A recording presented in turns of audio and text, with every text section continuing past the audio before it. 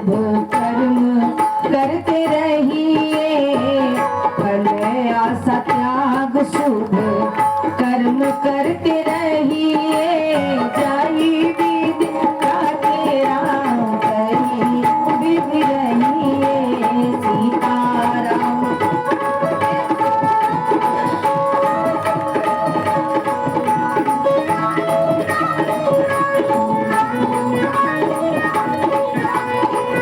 सीताराम सीताराम सीताराम कहिए, जही विधि राखे राम कही विधि रहिए सीताराम।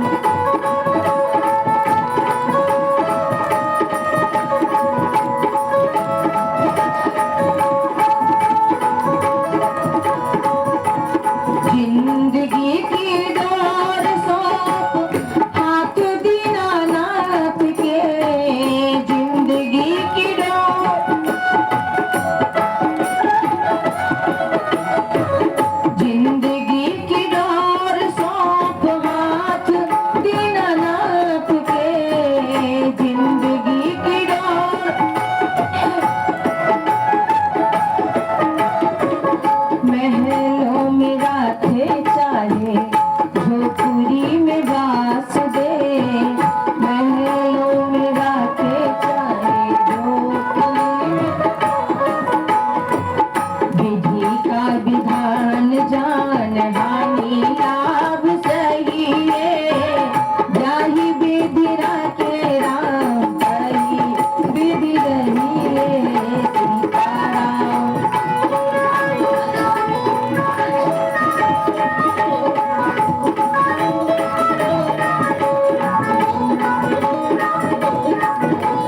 सीताराम सीताराम सीताराम कहिए, जाहि विधि राखे राम कही विधि रहिए सीताराम।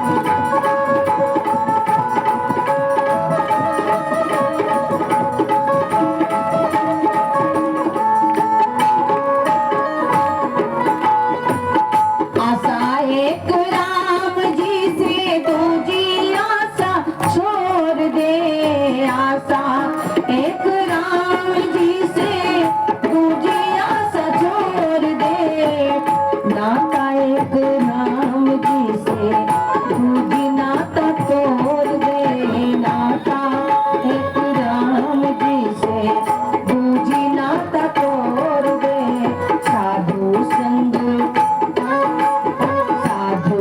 संग राम रंग अंग अंग रंगिए, जाई विधि राखे राम कही विधि रहिए सीताराम सीताराम सीताराम।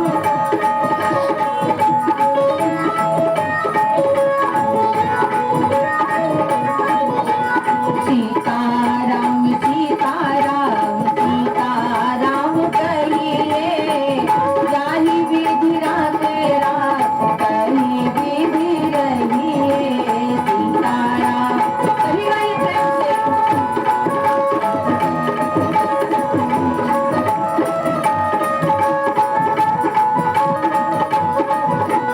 सीताराम सीताराम सीताराम कहिए, जाहि विधि राखे राम कही विधि रहिए सीताराम।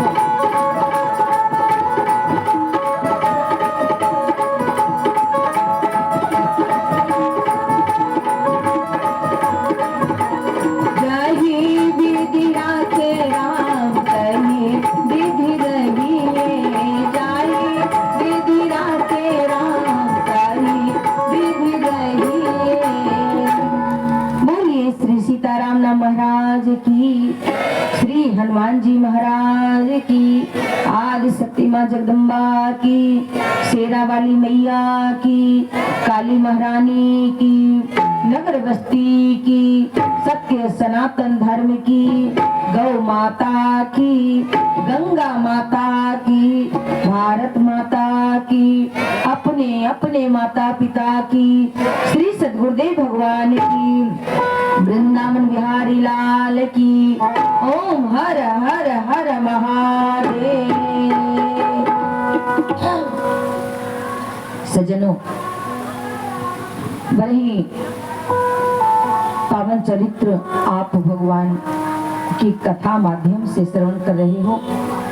मैंने 2 दिन उपरांत भगवान शिव की कथा आपको सुनाने का प्रयास किया, क्योंकि भगवान शिव के मुख से ही राम कथा रूपी गंगा प्रकट हुई है। भक्ति भागीरथी भगवान शिव के मुख से निकली है।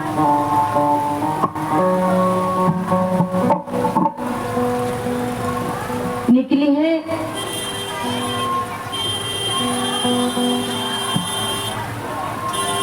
जिसके लिए भगवती पार्वती मैया ने भोले बाबा के समक्ष बड़ी विनम्रता से, बड़े ही सरलता से प्रार्थना करने गई हैं और अपनी कमी को सामने प्रकट कर रही हैं। श्रोता और वक्ता का स्वभाव कैसा होना चाहिए? तुलसी बाबा ने कहा, श्रोता सुमति सुशील सुची, कथा रसिक हरिदास। श्रोता सुमति सुशील सुची, कथा रसिक हरिदास।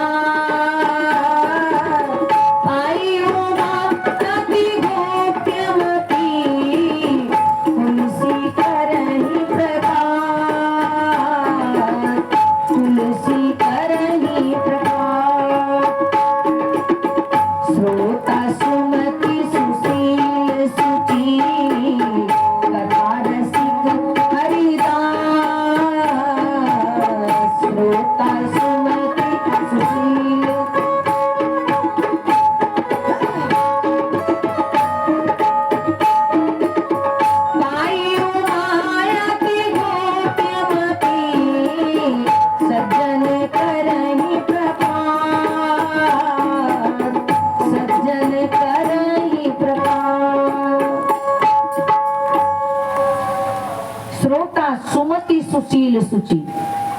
अभी तक आप कहेंगे कि श्रोता की कथा, श्रोता की बात आज क्यों बोल रहे हैं? सज्जनों, अभी तक जो आप सुन रहे थे वो श्रोता बनने की प्रक्रिया सुन रहे थे, और आज जो सुन रहे हैं श्रोता होने की प्रक्रिया सुन रहे हैं। क्योंकि भगवान शंकर महात्मा अगस्त के सत्संग में गए थे तो भोलेनाथ को बड़ा आनंद मिला, बड़ी प्रसन्नता हुई, लेकिन माता सती को कथा से संदेह उत्पन्न हो गया, जिसके कारण वो प्रभु श्री राम के ऊपर ही संदेह करने लगी। और दुनिया में आप अपने बाप के ऊपर संदेह करो तो काम चलेगा, पत्नी के ऊपर संदेह करो तो भी काम चलेगा, बच्चे पर संदेह करो तो भी काम चलेगा, लेकिन राम पर संदेह करोगे तो कहीं के नहीं रहोगे। रावण के पास सब कुछ है, सब ज्ञान है, लेकिन राम के प्रति संदेह है तो रावण का सत्यानाश हो गया। आप सभी जानते हैं वो राम को राम मानने के लिए तैयार ही नहीं था, इसीलिए उसका सत्यानाश हो गया। उसी का भाई छोटा विभीषण राम को राम के रूप में देखा तो विभीषण जी का कल्याण हो गया। तो माता सती ने भगवान राम को राम नहीं मानने का कारण ये जानना चाहती हैं कि मैंने उनका चरित्र तो सुना है कि वो निर्गुण निराकार सच्चिदानंद सर्वात्मा सर्वांतर्यामी सर्वज्ञ हैं, लेकिन हमने उनको रोते हुए देखा, हमने उनके बिलखते हुए देखा। इसका कारण क्या है? भगवान शंकर कहते हैं इसी का नाम परमात्मा है। मनुष्य की अपनी एक क्षमता है, एक सीमा है। जो सज्जन यहाँ बैठे हैं वो केवल यहीं बैठे हैं, उनकी काया घर में नहीं है, वो यहाँ केवल उपस्थित हैं, लेकिन भगवान यहाँ भी उपस्थित हैं और आपके घर में भी उपस्थित हैं। भगवान वेद कहते हैं न तस्य प्रतिमा अस्ति यद नाम महज जस, कि उस परमात्मा की कोई आकृति नहीं होती है। वो तो भक्त की भाव है कि हम दुर्गा, काली, सरस्वती, लक्ष्मी, विष्णु, नारायण, गोविंद, कृष्ण, राम के रूप में उनको प्रकट करते हैं अपने भाव से, अपने जरूरत से। लेकिन उनकी कोई प्रतिमा नहीं है, क्योंकि प्रतिमा यदि होगी तो वो बंध जाएंगे, वो सीमित हो जाएंगे। लेकिन आकृति से रहित हैं तो वो असीम है, अनंत है, अनादि है। कहा तो फिर वो राम और कृष्ण बनकर के आते कैसे हैं? कहा आते इसलिए हैं कि उन्होंने हम मनुष्यों को वचन दिया है कि जब जब धर्म की हानि होगी तब तब हम तुम लोगों का कल्याण करने के लिए, पृथ्वी की रक्षा करने के लिए मैं तब तब आऊंगा ही। गीता कहती है यदा यदा ही धर्मस्य ग्लानिर्भवति भारत अभ्युत्थानाम अधर्मस्य तदात्मानं सृजाम्यहम् परित्राणाय साधूनां विनाशाय च दुष्कृतां धर्म संस्थापनार्थाय संभवामि युगे युगे। मैं युग युग में अवतार लेकर के भक्त की रक्षा करूंगा। आप कहेंगे कि केवल भगवान ने ही वचन दिया है, माता भगवती ने कोई वचन नहीं दिया है? हाँ, उन्होंने भी वचन दिया है। पाठक लोग जो होंगे, दुर्गा सप्तशती के जो पाठ करते होंगे, पंडित जी लोग होंगे, वो देखे 11 स्कंध में, 11 अध्याय में दुर्गा मैया स्वयं ही वचन दिया है हम भक्तों को। कहा जब जब धर्म की हानि होगी तब तब तदा तदा तिर्याहम करिष्यामि हरि संचयम इत्थम यदा यदा बाधा दानवोत्था भविष्यति तदा तदा तिर्याहम करिष्यामि हरि संचयम। माता दुर्गा कहती है कि जहां जहां दानवों का बोलबाला होगा, भक्तों को दबाया जाएगा, भक्तों को सताया जाएगा, वहां वहां अवतार लेकर के उन राक्षसों की, उन दुष्टों की, उन पापियों का अंत करने के लिए मैं आऊंगी। तदा तदा अवतरियाहम, वहां वहां मैं अवतार लूंगी। इसलिए आप लोगों ने काली मैया को, दुर्गा मैया को मनाया है, उनको बुलाया है, ये आप सबका सौभाग्य है। माता जगत की रक्षा करने वाली है, जगत की जननी है और हमारे बीच आई हैं, ये हमारा कितना बड़ा सौभाग्य है। सज्जनों, तो भगवान इस प्रकार से भक्त को वचन देते हैं और वो प्रतीक्षा करते रहते हैं कि भक्त हमें बुलाएगा कब। क्यों? क्योंकि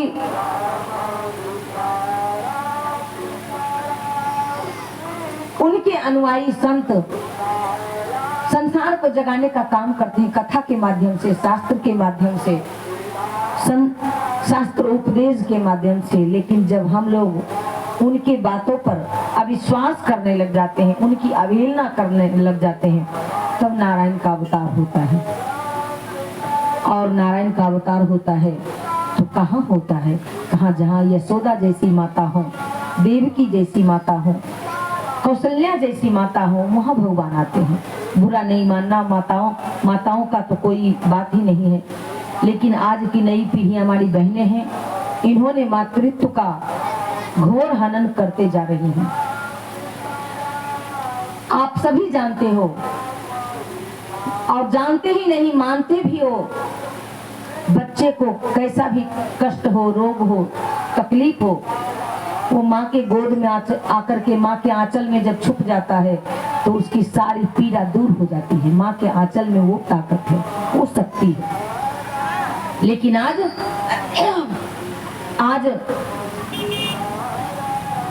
ग्रामीण बहनों में तो कुछ लिहाज भी है, लेकिन जो गांव से अलग रहती हैं, उनके बच्चे को आंचल नसीब नहीं है माँ का। उनके बच्चे को आंचल की छाया नसीब नहीं है, क्योंकि आंचल रखती ही नहीं है। वो तो जींस पहनती है, वो तो टॉप पहनती है, तो वो क्या आंचल रखेंगी? उनको तो बस अमेरिकन महिला बन के जीना है, रूसियन महिला बन के जीना है। भारतीय महिलाओं में उनको गौरव नहीं है। पहले हमारे समाज में जब हमारी बहनें सज धज के सुसज्जित होकर घर से निकलती थी तो गांव के लोग गौरवान्वित होते थे, ये हमारे गांव की बेटी है, देखो तो कैसा संस्कार है, साक्षात दुर्गा जैसी लगती है, ये कितनी सुंदर है, साक्षात सरस्वती जैसी लगती है। लेकिन आज जब नए जमाने में वो अपने हिसाब से सज के निकलती हैं, हमारे हिसाब से तो नहीं, अपने हिसाब से जो सज के निकलती है, तो उनका भाई, उनका पिता, उनका चाचा, उनका पुत्र, यहाँ तक कि उनका पति सर झुका लेता है कि लोग क्या कहेगा कि इसी की पत्नी है, इसी की बहन है। ऐसी बेढंग कपड़ा पहन के निकलती है, ऐसी बेढंग श्रृंगार करके निकलती है। तो इसलिए मातृत्व की महिमा आज से नहीं, अनादिकाल से है, क्योंकि जितना महत्व प्रभु के नाम राम में है, कृष्ण में है, उससे भी अधिक पावन नाम माँ शब्द में है। इसीलिए भक्त ने भगवान को भी सबसे पहला शब्द कहा है माँ। तुम ही हो माता पिता, तुम ही हो बंधु सखा, तुम ही हो माता पिता, तुम ही हो बंधु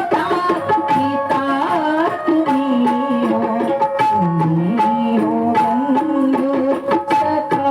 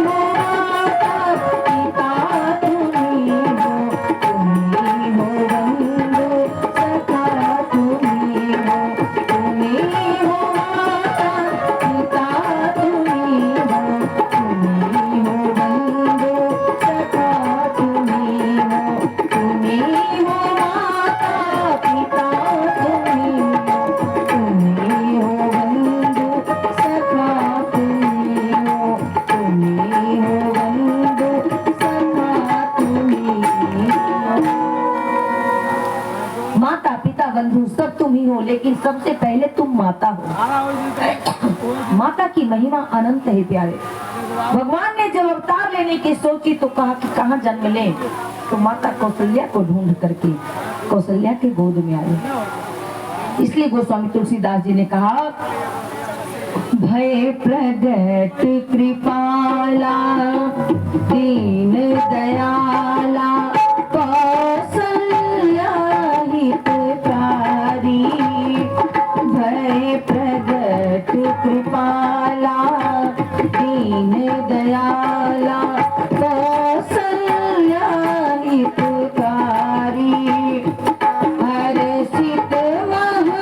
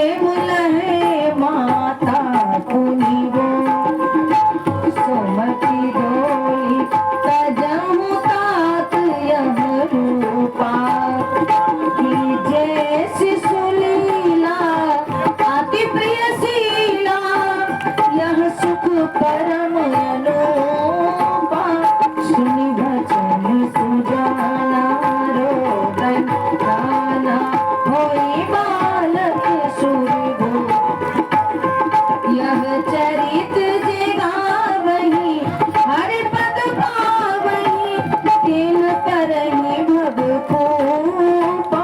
यह चरित जे गावहि हरि पद पावहि तिन करहि भव कोपा।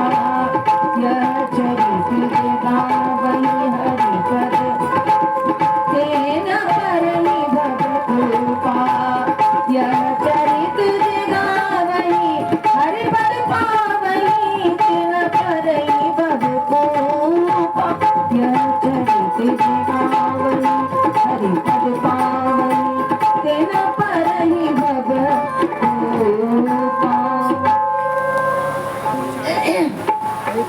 भय प्रगट कृपाला दीन दयाला कौशल्या हितकारी। माता कौशल्या को आहित करने के लिए भगवान आए हैं, इसलिए गोस्वामी तुलसीदास जी ने उनका वंदन किया है। और माता कौशल्या को जब राम जी के स्वरूप को देख करके आश्चर्य होता है तो मैया कहती है कि हे नाथ आप कौन हो? भगवान ने कहा कि मैं आपका पुत्र हूँ। मैया कहती है कि पुत्र तो जन्म लेता है तो छोटा होता है, और आप आए हो पूरे अस्त्र शस्त्र के साथ, शंख चक्र गदा पद्म सब लिए हुए हो, तो जो कोई आस पड़ोस की महिलाएं आएंगी आपको देखने के लिए तो वो तो देख के ही भाग जाएंगी। आज भी किसी माँ के घर में कोई बालक जन्म ले बंदूक लेकर के तो कोई जाएगा नजदीक, कहेगा ये आतंकवादी पहले से ही आया है। इसलिए प्रभु बालक बनना है, बालक बनने के लिए आए हो, मुझे माँ का गौरव प्रदान करने के लिए आए हो, तो कीजिए शिशु लीला, शिशु बन जाइए।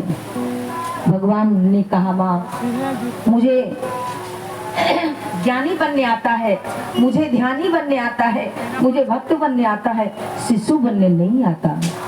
कहा प्रभु शिशु बस वो आकृति होती है जो गोद में केवल आ जाए। हमारे भुजाओं की दूरी को, दायरा को समझ रहे हो ना, बस इतना छोटा बन जाओ। प्रभु छोटा बन गए, बोले मैया अब क्या करें? कहा बालक जन्म लेता है तो रोता है,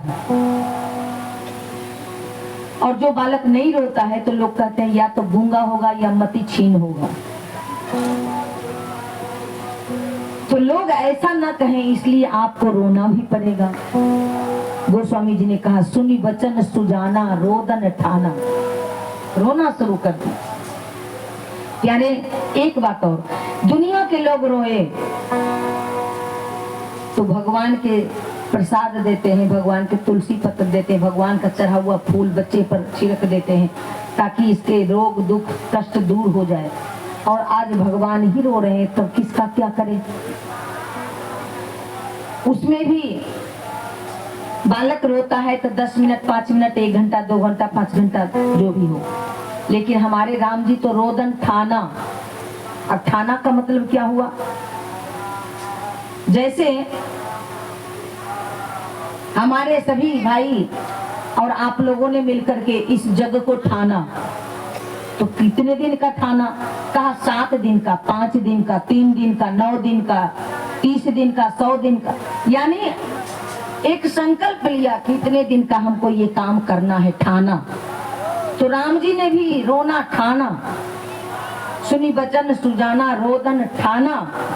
और कब तक रोएंगे इसका कोई डेट पता नहीं। भोलेनाथ को चिंता हुई कि प्रभु रो रहे हैं, उनको शांत कौन कराए, चुप कौन कराए। भगवान वशिष्ठ को बुलावा गया, सभी राजवैद्य को बुलाए गए, लेकिन किसी से कोई इलाज नहीं हो रहा है। तब जाकर के भगवान शंकर ने सोचा कि प्रभु को ज्यादा रुलाना ठीक नहीं है।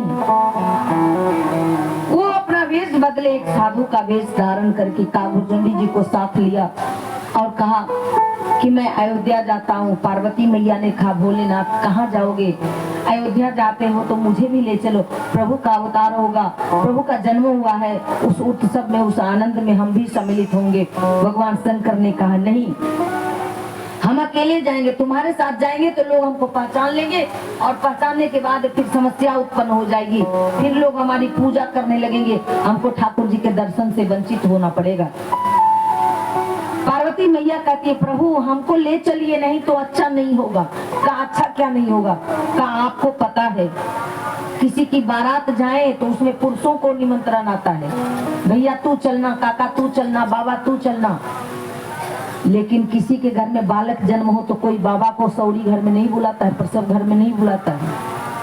बुलाता है कि बाबा आइए हमारे प्रसव घर में दर्शन कीजिए बच्चे का, ऐसा नहीं बुलाता है। क्योंकि वहाँ माताओं की भीड़ होती है, बारात में पुरुषों की भीड़ होती है, बाबाओं की भीड़ होती है, और प्रसव घर में माताओं की भीड़ होती है। इसलिए आप मुझे ले चलिए तो आपका भी काम बनेगा, नहीं तो आपका भी काम बिगड़ जाएगा। भोलेनाथ ने कहा नहीं, यहाँ हम तुम्हारे साथ नहीं जा सकते, हम कहा भुसुंडी जी को लेकर जाएंगे, क्योंकि प्रभु रो रहे हैं, हमें जल्दी से उनको चुप कराना है। भोलेनाथ जब तक कागभुसुंडी जी को लेकर के डमरू बजाते हुए सरजू किनारे पहुंचे, पार्वती मैया पहले ही पहुंच गई खिलौना बेचने वाली के रूप में। टोकरी में खिलौना लिया और गलियों में शोर मचा रही हैं, मैं तो लाई खिलौने यार अवध के लालने को, मैं तो लाई खिलौने यार अवध को लालन के, मैं तो लाई खिलौने।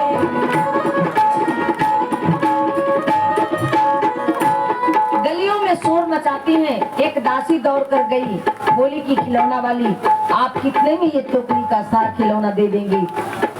पार्वती मैया कहती हैं कि जितना तुम चाहो उतना में ही सब खरीद लो। कहा कि मुझे कोई जरूरत नहीं है, कौशल्या मैया को लाला हुआ है, इसलिए चलो उनके यहाँ खिलौना तुम्हारा खरीद कर देते हैं। आंगन में बुलाई, कौशल्या मैया कहा कि बहन क्या खिलौना ले, मेरे बच्चे खेलते तो खिलौना देती, लेकिन मेरा बच्चा तो रो रहा है, और रोने वाले बालक को पहले दवा की जरूरत होती है, खिलौने की आवश्यकता नहीं होती। पार्वती मैया कहती बहन चिंता मत करो, तुमको नया नया बालक हुआ है ना, इसलिए तुमको इसकी कैसे सेवा शुश्रूषा होनी चाहिए, लगता है कि अनुभव नहीं है। कहा तो तुम, कहा हमको दो पुत्र है और अब तो सयान हो गया है। कहा तो बच्चे को कैसे रखा जाता है? कहा देखो बच्चे को पहले तो सबके नजर से बचाया जाता है, क्योंकि बच्चे को किसी की नजर जल्दी लग जाती है। कहा कैसे बचाएं? राजभवन में जन्म लिया है, महल में बहुत सारे लोग आते हैं, साधु महात्मा आते हैं, एक से एक लोग आते हैं, गांव पड़ोस के लोग भी आते हैं, महाराज के जितने भी मित्र हैं सब लोग आते हैं। कहा तो सबसे पहले बच्चे का नजर पुरुषों से लगेगा, इसलिए पुरुषों को आने से मना करो, तो आधा इलाज इसका हो जाएगा, आधा इलाज तो हम कर देंगे। कहा तो क्या करें? कहा दरवाजे पर लिख करके बैनर टंगवा दो, लटका दो कि पुरुषों का महल में आना निषेध है। कहा जो कहो। बैनर लटक गया। अब बेचारे भगवान शंकर डमरू बजा रहे, दरवाजे पर देखा पुरुषों का प्रवेश निषेध है। पता किया कि भाई केवल हमारे लिए निषेध है कि किसी के लिए? कहा किसी के लिए। एक काशी की दासी आई है और वो दासी बताती है कि कोई भी पुरुष अंदर नहीं आएगा, यहाँ तक कि बच्चे का बाप भी नहीं आएगा। कहीं बड़ी समस्या हो गई, काशी वाली दासी तो हमारी ही फांसी बन गई यहाँ की। कहा कि कोई उपाय नहीं अंदर जाने का? कहा कोई उपाय नहीं है। भगवान शंकर एकांत में बैठ गए, प्रभु का ध्यान करने लगे। कहा प्रभु बहुत दूर से आया हूँ आपके दर्शन पाने के लिए, दिला दो भीख दर्शन की, प्रभु तेरा भिखारी हो, प्रभु तेरा भिखारी हो, दिला दो भीख दर्शन की।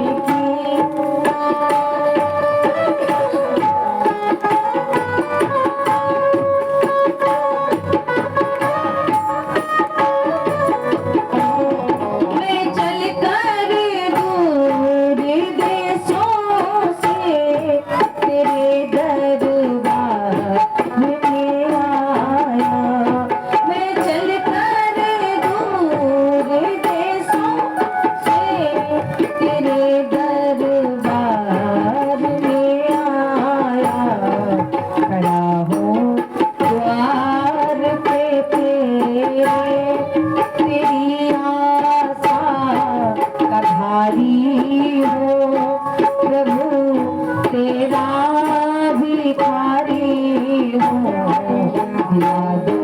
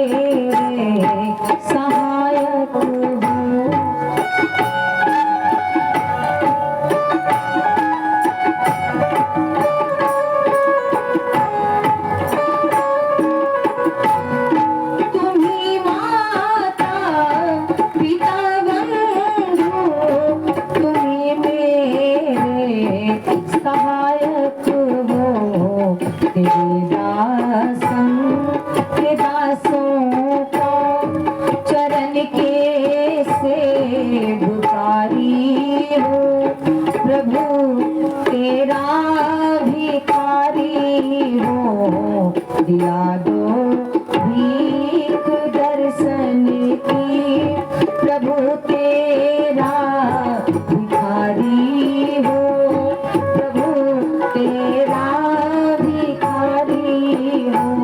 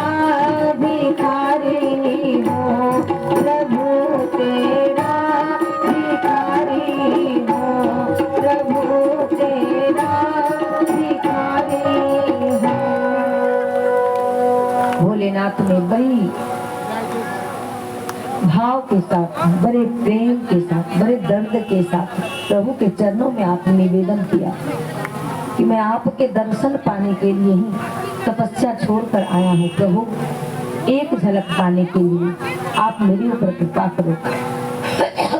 सच्चे हृदय से भगवान के सामने निवेदन किया जाए तो प्रभु अवश्य ही सुनते हैं।